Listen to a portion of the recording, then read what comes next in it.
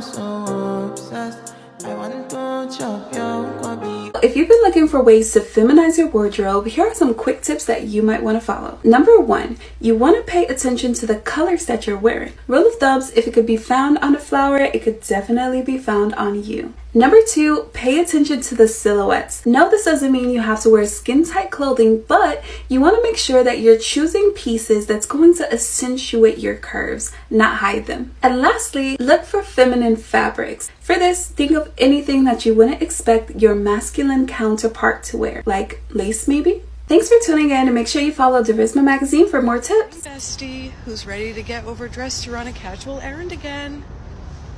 I am. You can't talk to men down here the way you would at home. They don't understand it.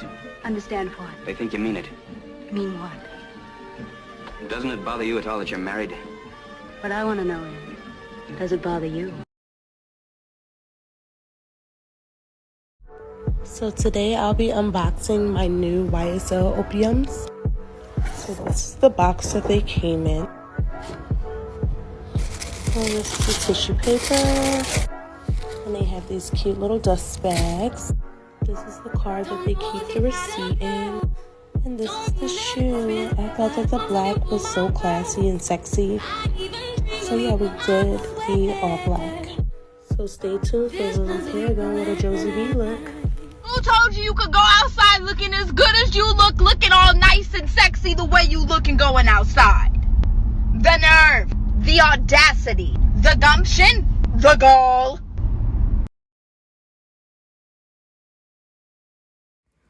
Baby, you inspire people who pretend to not even see you. Trust me, they see you. I don't know who needs to hear this, but you can buy a bag for whatever reason you want because the ethics of the company matter too. The fact that it's a Black brand matters too. Where the proceeds go matter too. They say we should be able to criticize Black art. Some of this is just a good old-fashioned takedown. Black artists, Black designers, Black companies don't have the same resources as Fortune 500 and heritage houses. They don't have the PR firms. They don't have the backing. They don't have the relationships, even with delivery companies.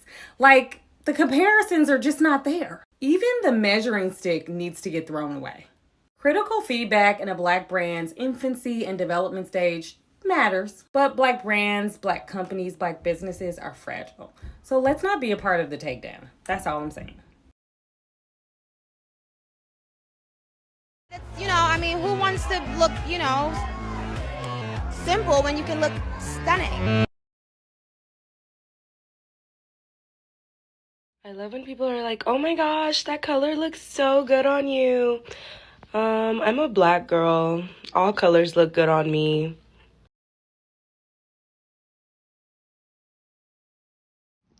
I love pearls, check. A piece of clothing with pearls. A pearl bag. A pearl hair accessory. Jewelry with pearls. And shoes with pearls. It's a beautiful day to be a Black woman. It's a beautiful day to be a Black woman. It's a beautiful day to be a Black woman. It's a beautiful day to be. You know what I hate? I hate when a person asks you, why are you so dressed up? Why are you so dressed down?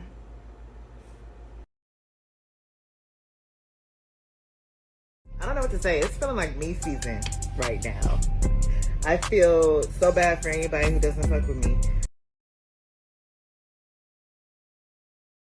I love when you get dressed up and people are like, whoa, where are you going? What's the special occasion?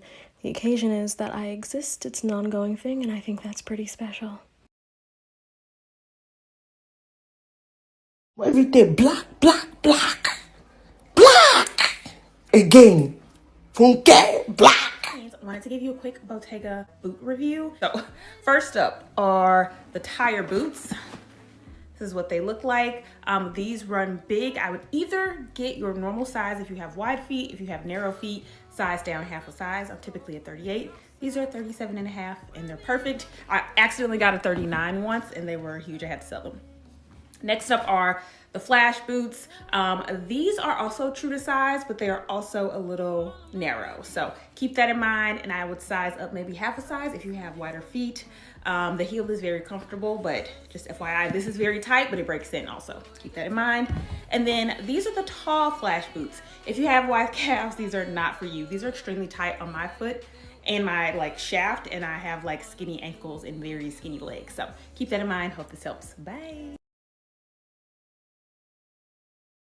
Welcome to Black Girl Luxury TikTok. Today we're going to be talking about alternatives to the Chanel Classic Flap. If you haven't heard, Chanel has had yet another price increase. How ridiculous. That's 3 in less than a year. But don't fret, because I have bags that you should look into as well. Number one, we have the gorgeous Snake Boy in the Dior Montaigne 30. Excuse my pronunciation, but this bag is gorgeous. It was not on my radar until I saw it at a boutique.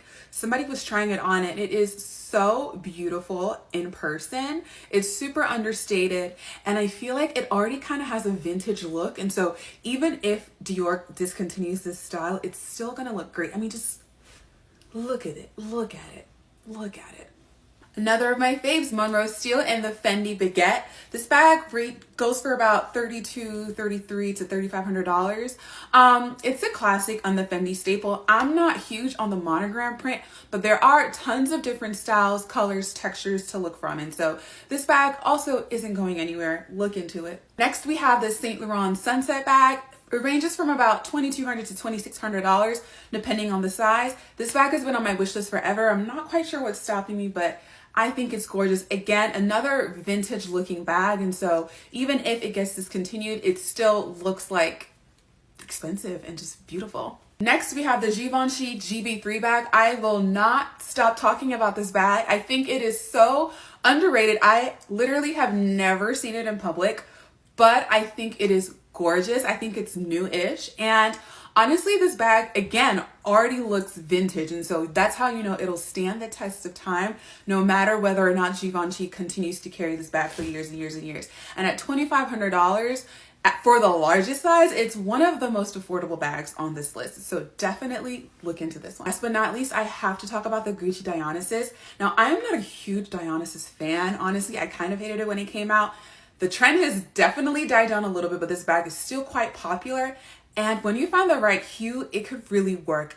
For example, this emerald number takes my breath away. I'm not a fan of this bag, but in this hue, it is absolutely gorgeous. It's emerald with silver hardware, but then you also have the gold tiger head with the crystals on it. It's absolutely beautiful, and it comes in about $2,700, $2,800. So it's not the most expensive on this list, but definitely look into this bag as another classic flap.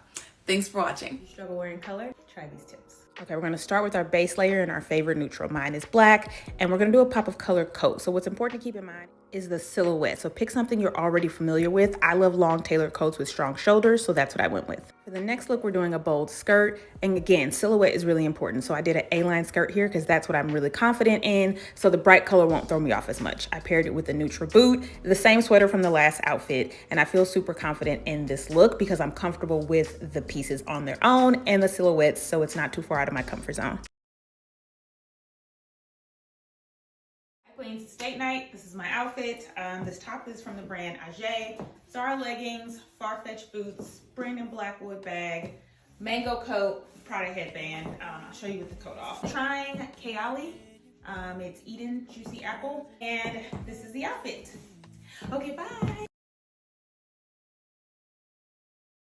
Hey friends, welcome to Black Girl Luxury TikTok. Today we're going to be talking about a super important topic, which is how to spend money on luxury fashion, or rather how not to spend money on luxury fashion. I've built up my collection over years, and this is the thing that has helped me the most, which is number one, the most important thing is buy the thing that brings you the most joy first. Buy that thing that you're going to get the most satisfaction out of first. And sometimes that thing is usually the most expensive, but it's also the thing that you're going to get the most use out of. Why do I say this? Because if you spend your money buying little things and not the thing that you want first, like you're getting further and further away from really saving up and buying that like holy grail item. But once you exercise a little bit of patience and get that thing that you have been lusting after forever, Everything else is just like a bonus. You see what I'm saying? So always get the thing that gets you the most satisfaction first. The second thing is always do a price comparison. Understand whether the money that you are spending on something is worth it, really. Understand if you're buying into a trend or you're buying into a classic. Now, I'm not saying don't ever buy trends, and I'm not saying always buy classics, but just understand that if you have $1,000 of play money or $800 of play money, that can get you one Bottega shoe, which is really trendy right now, or it can get you 2 Jacquemus bags, which are also super trendy right now.